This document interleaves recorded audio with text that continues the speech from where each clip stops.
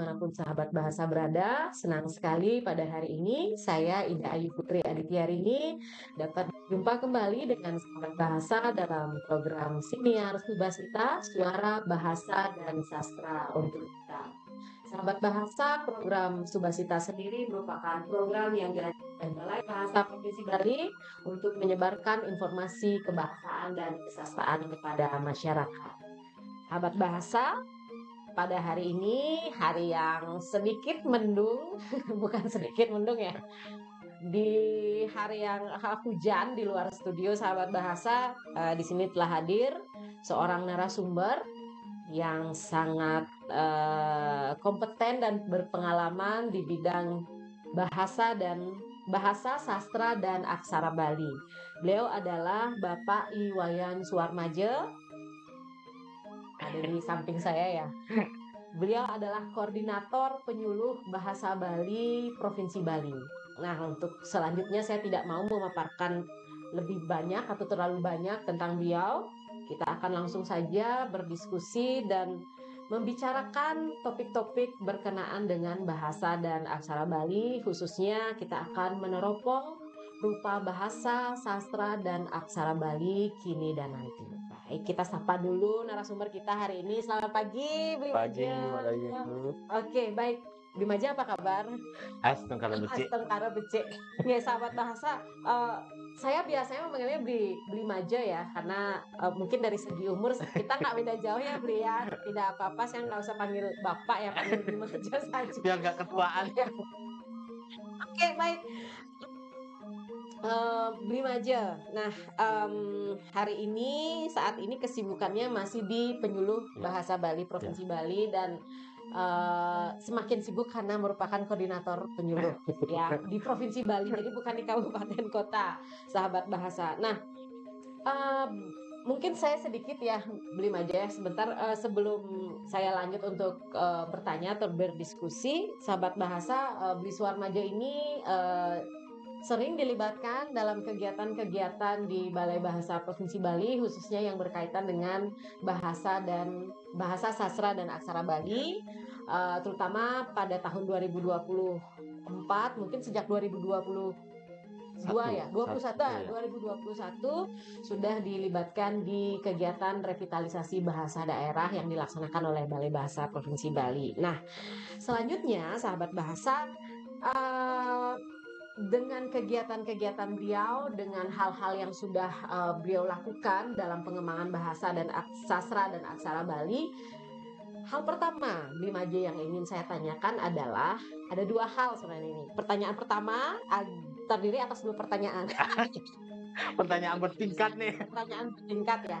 Yang pertama Bli Maja, dalam kacamata penyuluh bagi Bli Maja sendiri, bagaimana kondisi bahasa, sastra, dan aksara Bali saat ini dari segi kacamata penyuluh bahasa Bali? Silakan. Aduh, pertanyaan berat ini. Ya, di beberapa kesempatan juga pernah ditanyakan hal yang serupa. Dan lebih menohok pertanyaannya seperti ini. Bli, kapan bahasa, aksara, dan sastra Bali akan punah? Oke. Nah, saya jawab dengan beberapa teman-teman bahwa bahasa, aksara, dan sastra Bali hari ini itu memang kita tidak bisa memungkiri bahasa daerah dimanapun di Indonesia ini menurut Badan Bahasa mengalami kemunduran, meskipun di catatan di atas kertas khususnya bahasa daerah di Bali, bahasa Bali itu masih dalam kategori aman. Tetapi kenyataannya di lapangan, generasi saya dan ke bawah sudah tidak sepasif generasi di atasnya untuk menggunakan bahasa daerah. Ada beberapa kata yang hilang dan generasi saat ini tidak mengetahui apa maknanya, apa artinya, terus bendanya apa gitu. Sesederhana mungkin, misalnya bahan-bahan masakan yang di dapur lah. Jarang sekali sekarang ada yang kenal yang namanya sere, tapi yang dikenal terasi. Bahasa Balinya sere dah. Terus gambir gitu. Mungkin karena jarang ya orang yang nginang apa ya, makan sirih sekarang. Itu nggak dikenal. Terus semprong dan seterusnya itu udah tidak dikenal lagi. Itu apa ya? Itu salah satu bukti bahwa bahasa Bali itu sudah mengalami kemunduran. Tetapi meskipun seperti itu, ada bahasa-bahasa baru yang kita gunakan. Dan saya untuk menjawab pertanyaan, kapan bahasa aksara dan sastra Bali akan mengalami kepunahan? Saya jawab, bukan mengalami kepunahan, tetapi mengalami kemunduran, ya. Sejak kita mulai mendiskusikannya. Dan ketika kita berdiskusi, pasti ada ancaman, ada peluang dan seterusnya. Sejak kita mendiskusikan, ya jelas ada ancaman yang harus kita hadapi bersama terkait dengan keberlangsungan bahasa. Itu Mbak Dayu. Itu bahasa ya, Limaja ya. Nah, untuk sastra dan aksaranya bagaimana? Karena kalau kita berbicara tentang sastra dan aksara, tentu tidak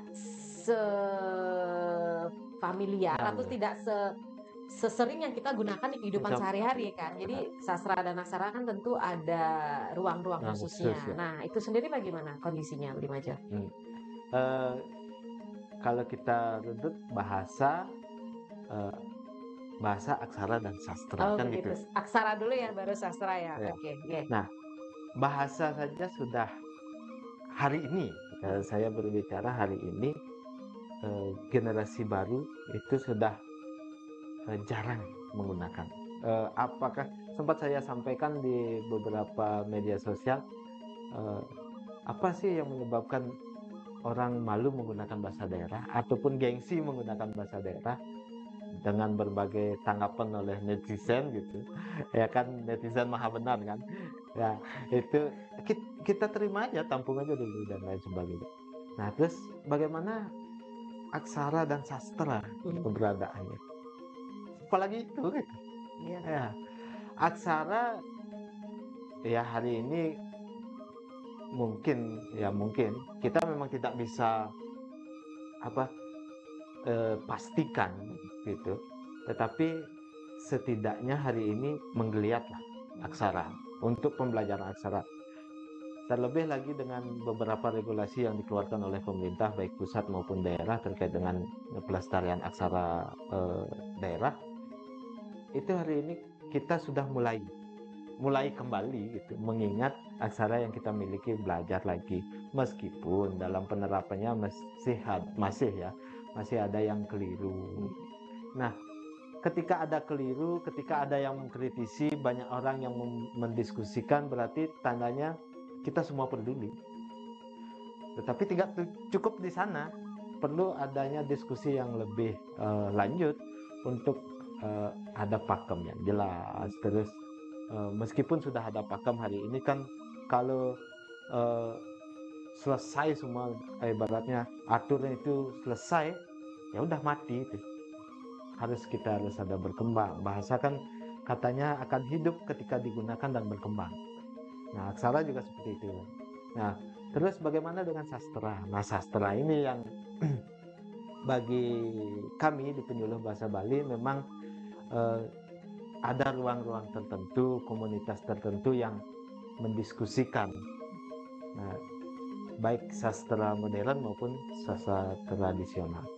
Nah, terutama di sastra tradisional hari ini sama seperti bahasa sebenarnya sudah mengalami degradasi. Buktinya di mana kita bisa lihat ketika orang Odala misalnya, ritual kita kan tidak bisa lepas dari sastra itu sendiri. Hari ini yang mekidung, yang metembang itu sudah generasi lanjut lah gitu. Generasi di atas ya. Seandainya pun ada generasi baru, ya masih bisa dihitung dengan jari. Tetapi kita tidak boleh pesimis, kita harus optimis. dengan adanya penyuluh bahasa Bali, dengan adanya balai juga, terus kita harus terus mempertahankan sastra tradisional kita dan juga mengembangkan sastra modern. Kan anak-anak muda sekarang cenderung lebih suka ke sastra modern karena lebih bebas berekspresi. Kalau tradisional kan ada pakem-pakem tertentu yang harus mereka pelajari. Oke, sebelum lanjut ke pertanyaan 1B tadi kan baru 1A ya. Oke. Pertanyaan 1A. Ketika mendengar Bli Majo tadi menyampaikan tentang kondisi bahasa Bali, bahasa aksara dan sastra Bali dari kacamata penyuluh bahasa, saya terbersit dengan satu pertanyaan, sahabat bahasa, apakah mungkin bahasa bisa hidup tanpa sastranya? Aduh, ini janjinya tadi membandingkan ya. Ini kok agak-agak semakin berat nih. Kita lihat Bli Majo. Ya. Fenomena sekarang, kita bisa menganggap oke, semua orang bisa menggunakan bahasa Bali. Oke. Tapi tidak semua orang menyenangi sastra Bali. Kan begitu kan, Ya, Bli Majo ya. Nah, apakah mungkin apakah mungkin akan terjadi bahasa Bali ya hidup di kehidupan sehari-hari, tapi tidak digunakan lagi dalam sastra gitu. Saya rasa nggak gini, bahasa dan sastra tidak bisa dipisahkan, tidak bisa dilepaskan. Terlebih bahasa Bali, suatu bahasa akan indah gitu. Suatu bahasa akan indah ketika penyampaiannya sesuai dengan apa ya? Cuman kan ngomongan mewah. Nah gini, dia ketika ya bahasa dibuat indah, itu akan menjadi sebuah sastra. Jangan gitu. Iya, betul. Bisa nggak dikatakan seperti itu? Bisa. Nah, sastra itu kan permainan bahasa yang indah gitu. Bisa nggak dikatakan seperti itu gitu. Nah, ketika orang hidup tanpa keindahan, mereka tidak akan hidup. Sepakat nggak untuk itu? Betul. Nah, gini, Setuju saya. Misalnya gini, ketika orang hanya berbicara, ini kan berbahasa ya, hanya berbicara, komunikasi dan lain sebagainya, tanpa mereka dibekali dengan melakukan hal-hal yang berbau sastra, meskipun sastra secara umum ya, nyanyi sederhana gitu, berarti mereka nggak hidup. Kalau bagi saya sendiri mereka nggak hidup. Karena apa? Gini, kalau serius saja berbicara, ngobrol, komunikasi, ya umurnya pendek rasanya gitu. Tidak ada hiburan dan lain sebagainya gitu. Nah, yang sampaikan seperti itu kenapa? Karena semasih bahasa ini digunakan, sastranya akan mengikuti. Yang rasa seperti itu. Tapi ketika sastra itu ditinggalkan, bahasanya juga akan mati. Nah, gitu. Betul. Iya, betul. Saya setuju di bagian itu. Jadi saya bisa menangkap karena mungkin sastra itu tidak sebatas tulisan-tulisan berat yang ya. Apa yang kita ungkapkan dengan dari hati dengan bahasa Bali pun itu bisa kita kategorikan sebagai suatu seni bahasa kan. Oke, baik. Terima kasih. Nah, sekarang pertanyaan 1B. Jangan banyak-banyak ya nih. Bertingkat semua. 1B, kok saya sebutkan lagi. Nah, selanjutnya Bli Majo tadi kan itu kacamata praktisi ya, saya anggap ya, penyuluh bahasa itu adalah praktisi yang memperjuangkan keberadaan bahasa dan aksara dan sastra Bali. Nah, sekarang Bli Majo, bagaimana kondisi bahasa Bali saat ini dari kacamata Bli Majo sebagai penutur jati bahasa Bali gitu ya. Kita lepas semua embel-embel Bli Majo penyuluh, embel-embel pengalaman yang Bli Majo miliki. Jadi bayangkan seperti saya juga penutur jati bahasa Bali. Bagaimana menurut Bli Majo sendiri? Kalau Tiang sebagai penutur ya, penutur bahasa Bali, menggunakan bahasa Bali. Kalau saat ini eh, di rumah, di kampung Iya, gitu betul. Di ya, lingkungan di terdekat. lingkungan, eh, bukan hanya di kampung yang disebut ya daerah perkotaan dan daerah desa, enggak, tetapi di tempat-tempat itu, di tempat-tempat yang memang komunitas sebagian besar masih menggunakan bahasa Bali, kita masih bisa menggunakan bahasa Bali. Oke. Tetapi kalau kita dipaksakan ke komunitas yang lebih besar, eh, sama halnya hari ini Tiang tinggal di Denpasar gitu. Ketika kita berkomunikasi dengan komunitas, kita menggunakan bahasa Bali. Iya. Tetapi ada di beberapa bagian gitu, Di ketika beberapa ranah. ya di sela-sela komunikasi itu kita menggunakan bahasa Bali yang kita gunakan sehari-hari di rumah misalnya, di tempat komunitas baru ini nggak nyambung, Iya. nggak nangkap dia gitu. Misalnya gini, sederhananya kemarin subuh nyanjang, nyanjang, subuh nyanjang aja nih, mulai nih. Apa itu saya juga nggak tahu. Nah kan, nyanjang kalau di tempat itu yang tempat saya di beberapa komunitas di kampung, terus di beberapa desa, itu sore. Oh, sanje. Sanje. Dari kata sanje. Iya, sanje. Nah di sini nggak mengenal itu apakah, tapi beberapa generasi tahu gitu. Nah mungkin terpengaruh dialektika atau apa, saya kurang tidak terlalu ke ranah itulah. Tetapi yang jelas tidak bisa kita menggunakan kata itu di komunitas ini. Terkadang sanjo pun nggak ada yang tahu gitu. Maknanya. Iya, maknanya. Oh, sore nih gitu. Gitu. Nah, yang lebih familiar hari ini ketika kita berkunjung ke tempat saudara atau apa gitu. Makan malu. Nah, iya betul. kenapa tidak disebutkan medar malu gitu? Kenapa harus makan? Ya, iya seolah-olah makan itu udah menjadi bahasa Bali lumrah itu. Nah, itu yang terjadi. Tidak semua di komunitas Bali itu hari ini bahasa yang kita gunakan sebagai, ya kalau di rumah saya menggunakan bahasa Bali udah itu. Tapi kalau di komunitas-komunitas baru kita menggunakan bahasa Bali, ada beberapa bagian ketika kita berkomunikasi itu mereka tidak paham.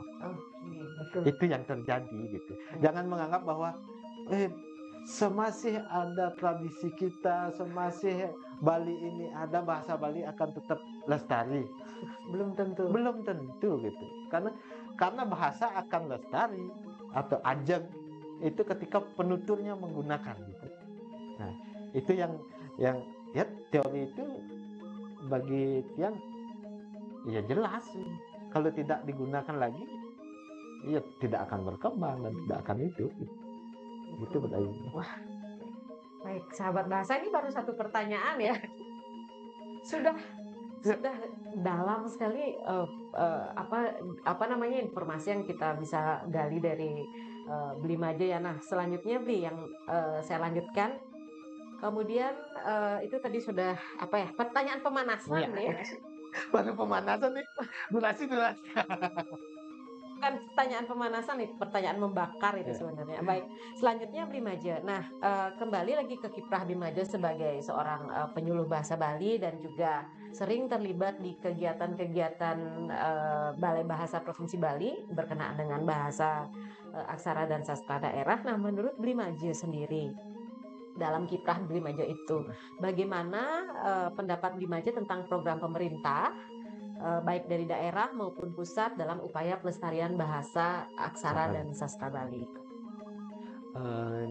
Jika dilihat dari program dan regulasi yang dikeluarkan oleh pemerintah, sudah sangat bagus dan cukup lah untuk melindungi bahasa ini, bahasa aksara dan sastra daerah ini. Tetapi yang terpenting dari regulasi dan program yang diadakan pemerintah itu kan bukan seremonialnya, Iya. tetapi pelestariannya. Sama halnya dengan Festival Tunas Bahasa Ibu ataupun revitalisasi bahasa daerah, itu kan bukan seremonial lomba-lombanya. Yang terpenting adalah bagaimana pemertahanan bahasa itu sendiri. Sama halnya dengan Utsawo misalnya, kan bukan seremonialnya, bukan lombanya itu saja, tetapi bagaimana Dharma Gita atau sastra tradisional itu dipelajari kembali, kita gunakan dan lain sebagainya di momen-momen tertentu, sehingga mereka lestari, keberadaannya lestari. Dan begitu pula dengan bulan bahasa Bali. Setiap bulan Februari yang dilaksanakan selama sebulan penuh itu bukan hanya untuk saya harus dapat juara, anak-anak harus dapat juara, bukan. Tetapi visi misi besarnya adalah bagaimana bahasa, aksara, dan sastra Bali itu kita pelajari bersama, terus kita gunakan. Setelah itu lomba-lombanya itu adalah bonus ajang dari uji evaluasi lah, sederhananya seperti itu. Evaluasi sejauh mana kita sudah belajar. Ketika kita belajar secara maksimal, ya hasilnya pasti maksimal. Tetapi terkadang yang saya lihat sebagai penyuluh bahasa Bali, peserta lomba mereka hanya menghafal, tidak mengetahui maknanya, apa yang mereka ceritakan, apa yang mereka sampaikan, sehingga yang nak Bali adalah palas nih. Sing ada nabi Ustaz, sing ada adi sing tidak ada hal yang bertaut gitu ya. Adi sing lengut asane ngomong gitu. Nah, ketika kemudian selesai lomba misalnya, kalau itu yang jadi juri, selesai lomba kita tanyakan, mereka nggak paham apa yang mereka sampaikan. Jangankan paham, apa maksud dari kata yang mereka sampaikan itu tidak diketahui. Itu yang terjadi hari ini.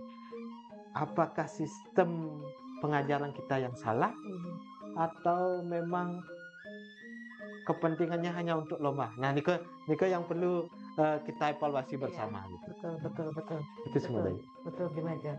Jadi program-program yang dilaksanakan pemerintah, baik dari daerah maupun pusat, dari program maupun regulasi, itu sebenarnya sudah bisa mendukung, ya, sudah cukup mendukung. Namun memang saya sadari juga, terutama yang dilaksanakan oleh Balai Bahasa Provinsi Bali, yang kita ketahui revitalisasi bahasa daerah tentu harus ada yang dievaluasi, karena memang sahabat bahasa, revitalisasi bahasa daerah sendiri tujuannya kan bukan lomba-lomba ya, Bimaja ya, tapi bagaimana bahasa Bali itu terimbas. Kemudian pesan dari Pak Menteri juga kemarin, bagaimana anak-anak itu belajar bahasa daerah dengan riang gembira, begitu ya. Baik, nah Bimaja, mungkin untuk selanjutnya kira-kira apa yang perlu dilakukan lagi untuk mendukung itu sebagai bahan evaluasi juga ke depannya? Gini, kalau menurut Tiang gitu, untuk bahasa daerah ataupun kebudayaannya secara umum, itu tidak cukup oleh pemerintah, tidak cukup oleh guru, ataupun tidak hanya khusus. Hari ini kan terkadang kita mencari kambing hitam, ya kan? Kalau tidak pemerintah yang salah, orang guru yang salah, ataupun orang tua yang salah. Tetapi kita tidak pernah evaluasi bahwa masalah ini, ya, keberadaan kebudayaan dan khususnya bahasa ini adalah tanggung jawab kita bersama, baik pemerintah, lembaga pendidikan, dan orang tua. Ini harus sinergi dan memiliki visi misi yang sama. Betul. Dan selaku pengguna juga, pengguna, penikmat, nah, khususnya di daerah Bali lah. Kalau di daerah Bali, bahasa aksara dan sastra Bali itu sebagai salah satu bagian dari budaya Bali. Ini tidak bisa dilepaskan oleh pariwisata juga. Iya. Pertunjukan kecak yang ada di hotel tidak mungkin mereka menggunakan bahasa Inggris dalam lakonnya, kan? Meskipun ada storytelling sekarang dan lain sebagainya yang kita terjemahkan dari bahasa lokal ke bahasa internasional.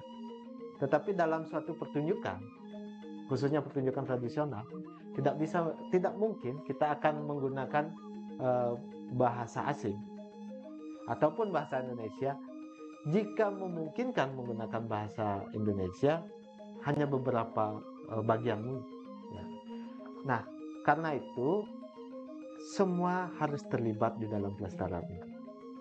Jangan hanya karena uang untuk menghasilkan pundi-pundi keuangan menjadi sebuah paket, misalnya paket wisata, tetapi tidak ikut merawat budaya ini. Nah, karena merawat budaya itu mahal, jelas sangat mahal. Sederhananya orang bisa bertembang ataupun nyanyi lah, itu tidak murah investasinya, harus belajar bertahun-tahun dan lain sebagainya, itu pasti mahal, baik nyanyi tradisional maupun modern. Sama dengan bahasa daerah, ini tidak murah. Belajar menulis agar bisa mahir menggunakan aksara Bali, bahasa yang sebut lengut, bukan lengut, alep gitu, lemuh dan lain sebagainya, itu butuh proses Ya, betul. bertahun-tahun dah. Kalau bertahun-tahun, apalagi kalau sekarang ya ngapain sekarang lagi terampil menulis dan lain sebagainya, kan sudah bisa mengetik. Nah, ketika mereka mengetik itu kan pasti ada awalnya pasti menulis. Aksara yang digunakan di sana itu berasal dari guratan tangan, kan? Guratan tangan itu dari mana datangnya? Ya harus belajar gitu. Nggak bisa serta-merta, oh ini ada di dunia maya, enggak gitu. Tapi ada ya di dunia nyata dulu gitu. Makanya untuk merawat itu semua, baik budaya maupun lingkungan, itu semua orang harus terlibat, termasuk pengguna dalam hal ini yang bergerak di industri, baik industri pariwisata maupun industri yang lain. Menjaga lingkungan penting. Ketika lingkungan terjaga, budaya akan terjaga. Sepakat nggak untuk itu? Sepakat, sangat sepakat saya. Kalau lingkungannya kumuh, semrawut, aktivitas budaya nggak akan bisa berjalan. Terus pasti bahasa emosi aja yang ada di sana yang berkembang. Tidak akan muncul itu sastra. Bagaimana orang itu bisa memunculkan keindahan dari lingkungan yang semrawut.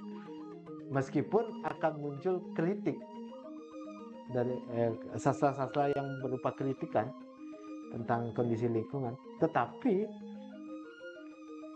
itu kan berat untuk dikonsumsi. Hanya ya, kalau saya bilang alis mau palu ketika membaca karya-karya yang seperti itu gitu. Nah itulah yang terjadi. Makanya apa yang harus dilakukan hari ini, semua harus terlibat. Pemerintah, lembaga pendidikan, orang tua khususnya, dan industri. Ya, betul. Baik dari segi finansial maupun dari segi moral. Betul. Itu yang harapan saya untuk kita semua. Betul. Jadi satu hal sahabat bahasa dari pemaparan yang disampaikan oleh Di Majo tadi ya, apa yang bisa dilakukan untuk mendukung itu, kata kunci yang saya tangkap adalah satu visi dan misi. Ya. Betul ya? Ya. Jadi baik dari pemerintah, masyarakat dan industri. Ya. Betul. Itu sebenarnya untuk menjadi satu visi dan misi itu yang perlu proses ya, perjuangan yang keras ya, Di Majo. Dan saya pikir kita semua setuju bahwa jika visi dan misi sudah satu, dari semua yang terlibat dan semua yang memanfaatkan, ya tidak hanya, saya pikir tidak hanya ini ya, tidak hanya dampak dari pelestarian Sayang, ya. bahasa Bali ya, itu bisa dampak pelestarian yang domino ya. Iya, Jadi efek domino iya. ke Nah, kalau lingkungan itu ya dan benar. ke budaya secara Ya, umum. Wah, keren sekali. Nah, kemudian Limaja ini kembali lagi ke sedikit ke program revitalisasi bahasa daerah yang dilaksanakan oleh Balai Bahasa Provinsi Bali. Dari keterlibatan Limaja sejak 2021, apa saran atau masukan Limaja untuk peningkatan pelaksanaan kegiatan revitalisasi bahasa daerah ke depannya yang dilaksanakan oleh Badan Bahasa melalui balai dan kantor bahasa di seluruh Indonesia ya. Karena program ini dilaksanakan hampir di seluruh Indonesia, tidak hanya di Bali. Jadi ada di daerah-daerah lain, di bahasa daerah lain yang ada di Indonesia. Eh, saran ya, seperti yang saya sampaikan tadi, bahwa tujuan utama dari revitalisasi bahasa daerah itu kan bagaimana melestarikan bahasa daerah itu sendiri, pengimbasannya itu. Yang utama kan itu. Betul, betul, pengimbasan. Jadi saran saya keseriusan. Nah, ini program yang baik tidak akan bisa berjalan tanpa keseriusan pelakunya. Ini programnya kan sudah sangat baik. Pembiayaan dari segi dan lain sebagainya itu sudah sangat baik, tapi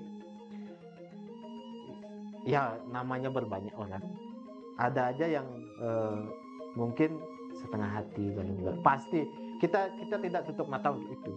Pasti ada yang serius gitu, pasti ada. Dari 100 tidak mungkin semuanya setengah hati, pasti ada yang serius gitu dengan beberapa hasil yang mereka tampilkan. Nah, sarannya harus serius, itu aja. Kalau tidak serius, dalam artian serius yang Tia maksud adalah mengimbaskan ini, kita awasi baik dari istilahnya itu guru master dan seterusnya. Iya, betul. Guru utama pengimbasannya kita awasi bagaimana menjadi guru utama yang mengimbaskan itu ke selanjutnya, ke yang lebih luas, itu harus diawasi. Kita baik belajar bahasa di luar bahasa daerah, apalagi kita harus mengutamakan bahasa nasional, tetapi bahasa daerah ini jangan sampai hilang. Kalau sebagai identitas ya akan hilang dia. Nah, apa yang harus dilakukan, sekali lagi keseriusan dari yang sudah mendapatkan pelatihan, BIMTEK dan lain sebagainya untuk mengimbaskan ini dan mengevaluasi diri sendiri. Apa yang kurang dari saya, misalnya kalau yang menjadi pengimbas, apa yang kurang dari saya sehingga orang belum mau melakukan. Nah, dari segi program evaluasi apa yang harus dilakukan, bagaimana konsep dan lain sebagainya, sampai sejauh ini kita yang rasa sistematikanya sudah cukup. Yang jelas keseriusan dan sekali lagi kesamaan visi dan misi itu. Ketika menjadi guru utama, pengimbasan, kemudian komunitas yang lebih besar belum paham, kita harus dituntut untuk kreatif. Apa yang harus kita lakukan agar mereka paham dan mau? Karena sangat sulit mengajak orang yang misalnya gini, Tiang punya HP nih. Nah, terus Tiang menganggap HP ini sudah jelek, tetapi masih bisa digunakan. Ada orang, ngapain sih beli yang baru? Itu aja digunakan dulu, toh masih bisa digunakan. Sangat sulit merubah pola pikir pemiliknya untuk mengatakan bahwa miliknya itu masih bisa dan masih bagus ketika mereka berkeinginan untuk membeli yang baru gitu. Jadi sama dengan halnya bahasa. Sangat sulit untuk mengatakan bahwa ayo dong belajar bahasa daerah. Tetapi mereka berpikir bahwa bahasa daerah untuk apa sih? Bahasa daerah bisa mendatangkan apa sih? Kalau mindsetnya seperti itu ya sulit memang. Siapapun, karena penggunaan bahasa itu tidak bisa dipaksakan. Kalau saya mau ini buat apa gitu, kan kita nggak bisa memaksa. Tetapi ada sebuah teori menyampaikan paksa terbiasa akhirnya bisa. Nah Oke, itu ini saya catat nih. Paksa dulu, terbiasa. paksa, terbiasa, akhirnya bisa. Tuh. Nah, Ya. ya kalau Tian rasa sih teori itu ada benarnya juga, meskipun tidak semua ya. Sama halnya dengan kita harus belajar menulis. Kan waktu kecil nangis-nangis di sekolah nih, nangis dipaksa kan. Nah terus karena sudah terbiasa kan bisa menulis, sudah koreksi sendiri, wih jelek sekali tulisannya loh. Nah belajar akhirnya membuat tulisan yang indah gitu kan. Kan dipaksa, terbiasa, dan akhirnya kemudian bisa. Betul, betul. Baik, eh, satu lagi juga tadi Bimaja, saya pikir dalam pelaksanaan kegiatan revitalisasi bahasa daerah, guru utama terutama ya sebenarnya punya tanggung jawab moral berkelanjutan Iya. ya, tidak hanya ketika sampai revitalisasi bahasa daerah selesai, sudah Iya. selesai tugas saya, tidak. Sampai festival enggak. Oh, betul Betul. ya, tapi sebenarnya jawab moralnya itu sepanjang hayat ya, Iya. apalagi guru-guru utama itu juga merupakan guru bahasa daerah atau guru bahasa Bali yang punya tanggung jawab lebih untuk mendidik tidak hanya di lingkungan keluarganya di rumah, tetapi juga di lingkungan sekolahnya, tempatnya mengabdi begitu ya. Oke, baik.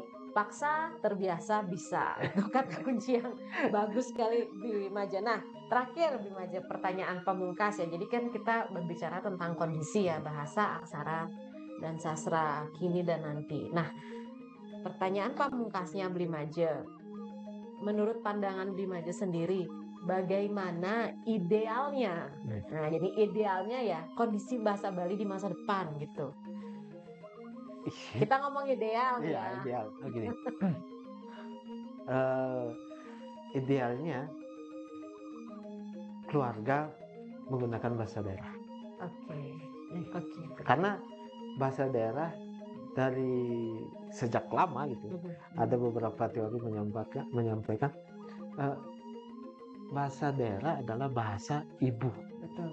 Nah, bahasa daerah, bahasa ibu sependek yang ketahui bahwa bahasa yang digunakan pertama kali di dalam lingkungan keluarga. Betul. Nah, jadi bahasa daerah sudah melekat disebut-sebut gitu, sudah dideklarasikan bahwa bahasa daerah adalah bahasa ibu. Tetapi apakah masih, itu pertanyaannya sekarang kembali, apakah masih sekarang ini khususnya di Bali bahasa Bali menjadi bahasa daerah? Yang rasa sudah memudar. Karena apa? Salah satu tulisan menyebutkan bahwa hari ini banyak anak-anak Bali, generasi Bali yang baru lahir sulit berbicara. Hanya tahu 2 tahun belum bisa berbicara, belum bisa panggil bapak, belum bisa panggil ibu. Yang mereka tahu adalah no. Ambil pengen susu no. Pengen makan no. Semuanya no. Karena apa? Ya kita tidak bisa memungkiri bahwa pengaruh perkembangan teknologi sangat berpengaruh pada hidup kita. Ibaratnya kalau tidak bawa HP, tidak bawa uang. Ya gitu. Nah, dengan adanya itu mereka ada menyatakan bahwa bingung di dalam kebahasaan. Sehingga mereka lambat berbicara. Dan sesuai dengan kepercayaan kita, tunasan santun gom, kadung pangmolas tunasan santun gom. Kalau tidak pernah diajari, apalagi dengan kesibukan orang tua saat ini yang kebutuhan hidup semakin luar biasa ini gitu. Jadi mereka akan tetap terlambat untuk bisa berbicara. Jangan jauh-jauh lah. Tian sendiri punya keponaan seperti itu. Ketimbang orang yang tidak diberi gadget atau gawai dan lain sebagainya ketika masih kecil. 1,5 tahun sudah bisa sebutkan ibu, bapak, meskipun tidak sempurna kan jelas. Nah, itu yang terjadi. Nah, terus bagaimana idealnya gitu? Ya kita gunakan, nggak ada yang lain lagi. Dan jangan kepada pemirsa masyarakat Bali khususnya, tidak usah gengsi lah menggunakan bahasa Bali. Tidak usah malu menggunakan bahasa Bali. Baik kita belajar bahasa internasional untuk pergaulan yang lebih luas. Tetapi jangan lupa bahwa bahasa Bali sebagai salah satu identitas orang Bali. Itu. Kalau kita menggunakan bahasa internasional dan lain sebagainya, kita bisa bergaul lebih luas, iya. Tetapi kita akan asing di rumah sendiri. Percayalah gitu. Dan ketika nanti tidak tahu bahasa-bahasa daerah misalnya, sepanjang kita masih melakukan kebudayaan dan tradisi ini dan tradisi ritual yang kita lakukan saat ini, saya pastikan ketika tidak tahu bahasa daerah, bahasa Bali khususnya, itu akan menjadi asing di komunitasnya sendiri gitu. Jadi idealnya apa?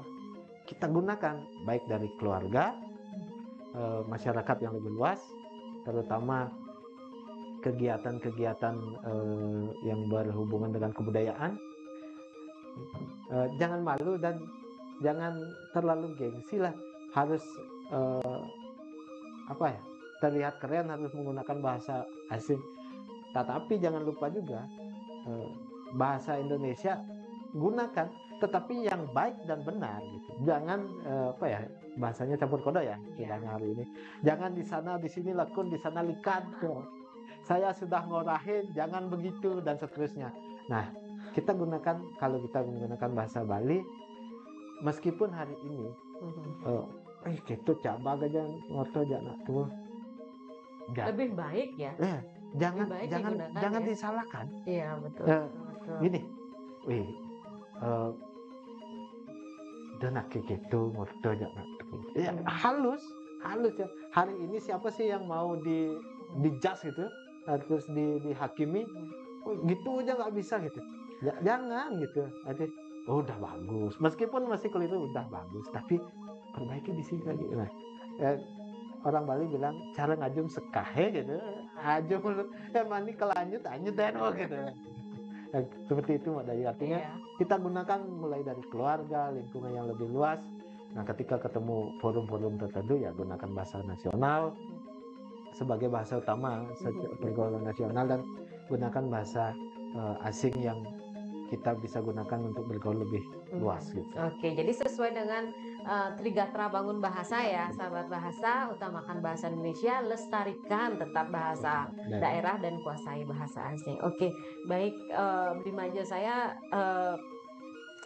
menemukan satu lagi dari pembicaraan kita tadi, bahwa bagaimana kita melihat bahasa daerah khususnya bahasa Bali kini dan nanti itu idealnya jika akan bertahan jika semua yang terlibat, semua yang memanfaatkan, kita tidak bisa pungkiri ya, kita juga memanfaatkan bahasa daerah dan khususnya juga budaya Bali, itu satu visi dan misi. Kemudian kita melihat bagaimana kondisi bahasa Bali, idealnya kondisi bahasa Bali di masa mendatang adalah satu yang saya tangkap inti dari pemaparan Bimaja adalah bahasa Bali tetap digunakan di ranah terkecil yaitu keluarga. Ya, jadi itu nanti yang akan tetap menghidupkan bahasa Bali di ranah yang lebih besar. Ya, benar. Begitu. Baik. Wah, keren sekali. Terima kasih banyak Bimaja atas diskusinya yang luar biasa pada kesempatan kali ini. Saya sendiri, sahabat bahasa, sering terlibat kegiatan di Balai Bahasa khususnya dengan Bimaja, namun tumben bisa mengobrol sejauh ini, menggali, mengulik tentang bahasa aksara dan sastra Bali dari Bli Iwayan Suwarmaja. Nah, baik, sekali lagi terima kasih banyak Bimaja sudah berkenan berbagi dengan sahabat bahasa berkenaan dengan meneropong rupa bahasa sastra dan aksara Bali kini dan nanti. Baik, sahabat bahasa, Demikian Subasita kali ini. Terima kasih sudah mengikuti Siniar Subasita. Sampai jumpa pada Subasita selanjutnya. Terima kasih. Salam bahasa.